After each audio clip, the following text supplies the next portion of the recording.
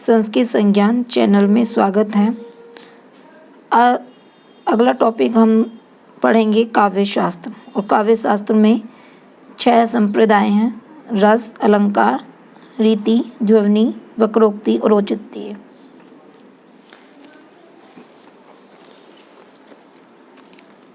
काव्य शास्त्र को ही अलंकार शास्त्र प्राचीन काल में कहा जाता है।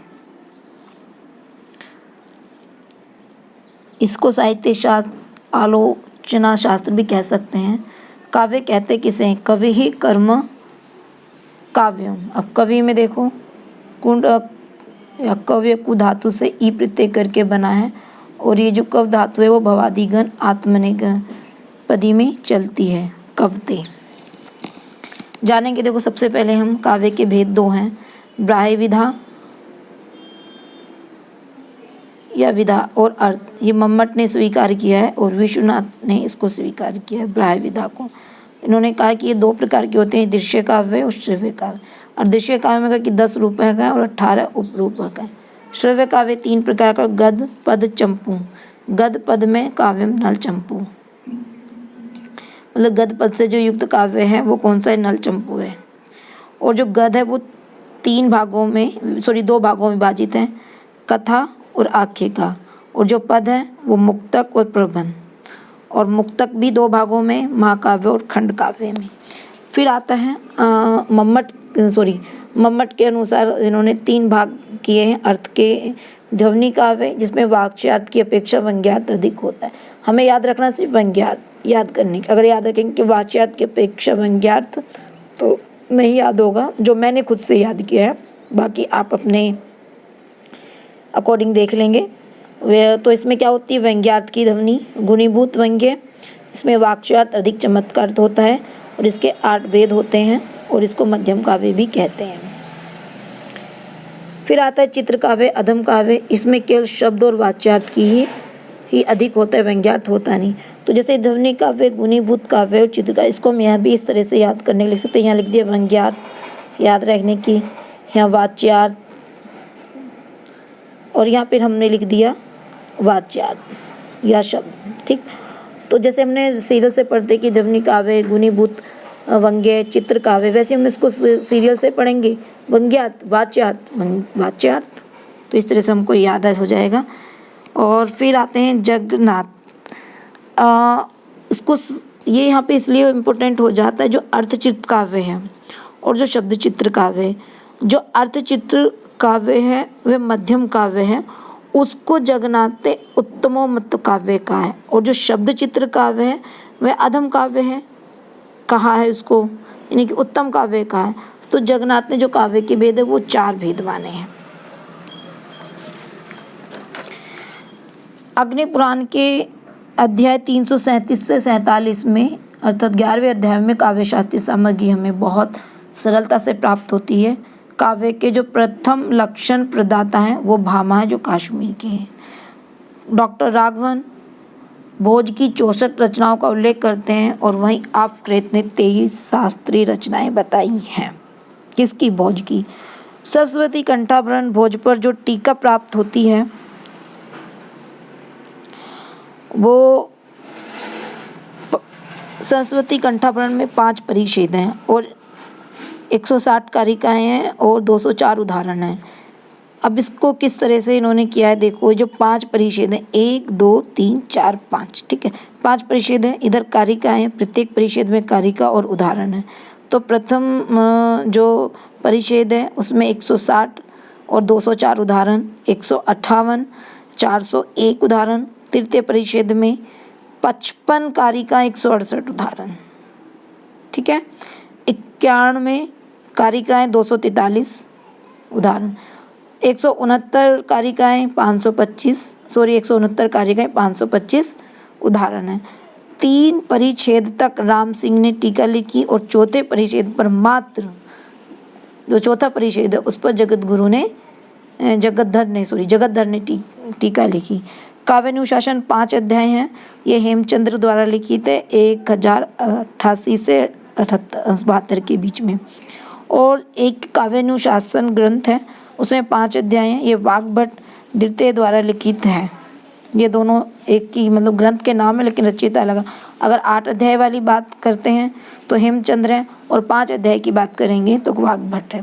नाट्य दर्पण 2 लोगों ने मिलकर लिखा, गुणचंद्र और रामचंद्र, और ये कहते हैं कि रूपक 12 हैं।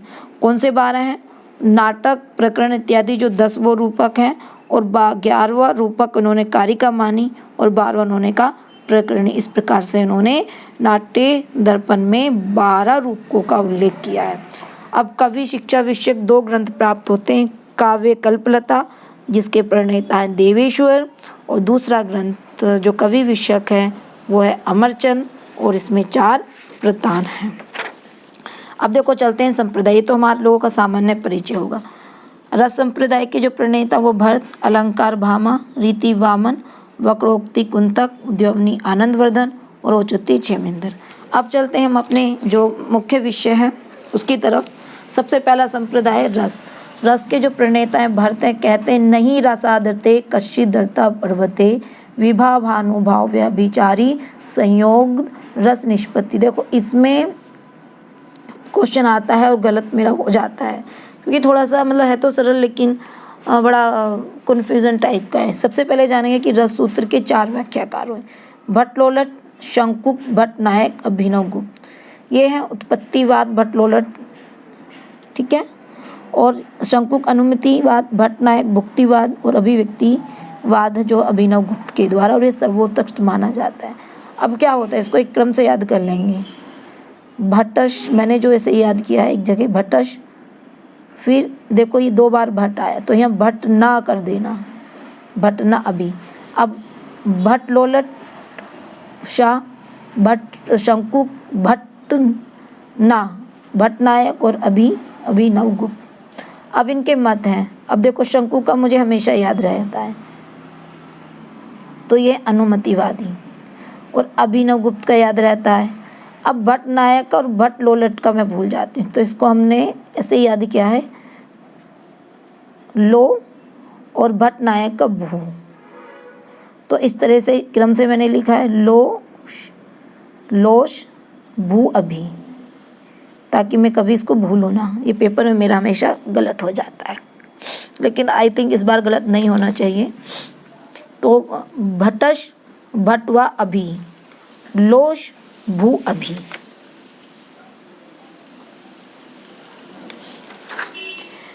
अब देखो इन्होंने 4 प्रकृति रस बताए, श्रृंगार, वीर, विभत्स, रौद्र। ध्यान से इसको समझेंगे। श्रृंगार से क्या होता है? चित्त का विकास होता है, और वीर से विस्तार। अब देखो श्रृंगार है तो रस की प्रेम की बात होती है, चित्त, हृदय इत्यादि। वीर से वी लगा देना यहाँ पर, उसको विस्तार। विभत्स पढ़ने में बड़ा कठिन लग रहा है तो शोभ भी क्या शब्द है, कठिन बोलने में लग रहा है। रौद्र यानी कि विक्षेप, तो चाहे इसको ट्रिक से भी हम याद कर सकते हैं, और इनसे ही हमें अन्य ग्रंथों की प्राप्ति होती है। श्रृंगार से क्या होगा? हास्य, वीर से अद्भुत, विभत्स से भयानक, और रौद्र से करुण। मैंने इनको ट्रिक बनाया है, देखो श्रृंगार से श्राह, वीर का से अद्भुत, विभत्स वी भया, और रौद्र रोग। अब देखो ये तो याद रह जाता है मेरे को, श्रृंगार चित्त, वीर का विस्तार, विभत्स का शोभ। अब क्या ना ये थोड़ा ट्रिक इसको हम बना लेंगे, श्रा वी वीब रोग। मैंने छोटी छोटी ट्रिक बनाई है 2-2 करके, श्रा वी। अब इसको ऐसे भी कर सकते हैं, हा वी, ठीक, सॉरी हा अध, है ना, ऐसे याद नहीं। और विभ भया, रो यानी करुण।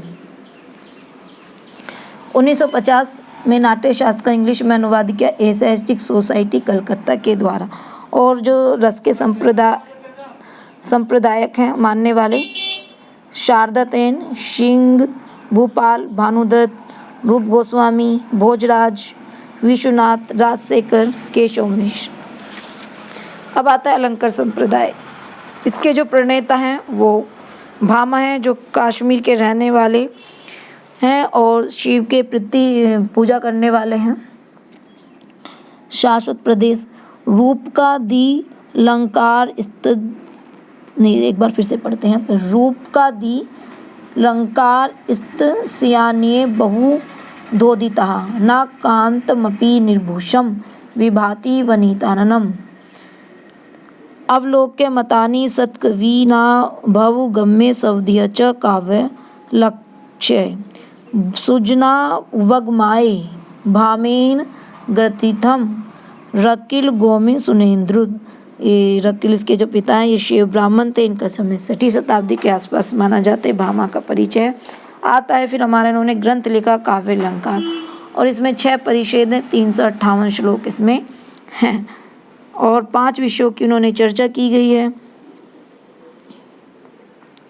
तो 6 परिच्छेद में 60, 16, 50 और 70 और प्लस 60 ये 400 इस तरह से श्लोकों का वर्णन है। और प्रणमे सार्वम सर्वज्ञ मनोवाक्यारमभि काव्यालंकार इत्येष यथा बुद्धि विधा स्वते। ये काव्यालंकार ग्रंथ में वो जो सर्वज्ञ पद है वो बुद्ध से ग्रहण किया जाता है। इसका इन्होंने किसको नमस्कार किया है? बुद्ध को, यानी सर्वज्ञ को। भामा काव्य के 5 भेद मानते हैं और इनका जो सुप्रसिद्ध ग्रंथ है अलंकार क्षेत्र में मतलब काव्य शास्त्र में वो काव्य अलंकार है। तो अब इनके हम परिचय के बारे में जानेंगे कि जो प्रथम परिच्छेद है उन्होंने इसका नाम दिया वो काव्य शरीर निर्णय और 60 श्लोकों वाला है। दूसरा परिच्छेद है अलंकार कृति 160 श्लोक। तीसरा है भी ये अलंकार कृति है 50 और चौथा है दोष तो यहाँ पर 70 और 5वां जो न्याय विप्रय है जो कनाद कनबक्ष का इसमें उल्लेख हो, कोई श्लोक की प्राप्ति नहीं हो रही है इसमें। और जो छठा परिच्छेद है वो शब्द शुद्धि है 60 है। इनको टोटल मिला के 398 श्लोक के करीब या 400 श्लोक बैठते हैं और इन्होंने एक भामा विवरण टीका प्राप्त होती है जो कि उद्भट कवि ने लिखी और कश्मीर के वो रहने वाले थे। तो पहला इसमें इम्पोर्टेंट पूछ रहे थे कि प्रथम परिच्छेद का क्या नाम है? काव्य शरीर निर्णय। आता है रीति संप्रदाय।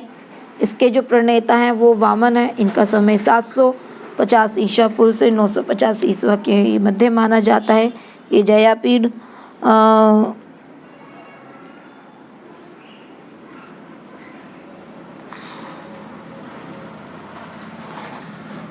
कश्मीर के मंत्री थे। इनकी रीति विशिष्टवा पद रचना रीति के नाम से है। विशेषो गुणात्मा, यह विशिष्ट का जो अर्थ है विशेषो गुणात्मा गहन किया जाता है। अब इनके कृति आती है काव्य अलंकार सूत्रवृत्ति। इसमें 5 अधिकरण हैं काव्य अलंकार सूत्रवृत्ति में। और पहला जो अधिकरण है वो शास्त्रीय अधिकरण कहते हैं, दूसरा दोष दर्शन, तीसरा गुण अधिकरण और 4th है अलंकार और 5वां है प्रायोगिक अधिकरण। तो टोटल इसमें 12 अध्याय होते हैं और शास्त्रीय अधिकरण में 3 अध्याय हैं, दोष दर्शन में 2 अध्याय, गुणक में भी 2 अध्याय हैं और अलंकार संप्रदाय में 3 अध्याय, प्रायोगिक में 2 अध्याय हैं। तो इस प्रकार में ग्रंथ के 3 अंश प्राप्त होते हैं, सूत्र, वृत्ति और उदाहरण। और वृत्ति को इन्होंने नाम दिया कवि प्रिय। इस पर टीकाएं हैं। कामधेनु की टीका है जो कि गोपेंद्र दत्ती भूपाल ने 15वीं शती में लिखी और एक साहित्य सर्वस्व जो कि महेश्वर ने लिखी। आते हैं ध्वनि संप्रदाय। प्रणेता इसके आनंदवर्धन है। कहते हैं कि प्रत्यमान जो व्यंग्य है वही काव्य की आत्मा है। ध्वनि के 3 भेद के वस्तु, अलंकार, रस और ध्वनि का प्रयोग हम 5 अर्थों में करते हैं। व्यंजक शब्द, व्यंजक अर्थ, व्यंग्य व्यंजना व्यापार, व्यंग्य प्रधान काव्य। आनंदवर्धन काव्य के 2 भेद मानते, ध्वनि काव्य और गुणीभूत। ध्वनि को उन्होंने व्यंग्य काव्य कहा क्योंकि इसमें व्यंग्य की प्रधानता होती है। अब आता है हमारा वक्रोक्ति संप्रदाय जो कि कुंतक इसके प्रणेता हैं और इन्होंने ग्रंथ लिखा वक्रोक्ति जीवितम। 4 उन्मेष है और 3 भाग हैं इसके, कारिका, वृत्ति और उदाहरण। ये शिव के उपासक हैं थे और सरस्वती की वंदना करके इन्होंने मंगलाचरण किया और काव्य का लक्षण बताया। शब्दार्थो सहितो वक्र कवि व्यापार शालिनी बंदे व्यवस्थितो काव्यम तदित आह्लादकारिणी।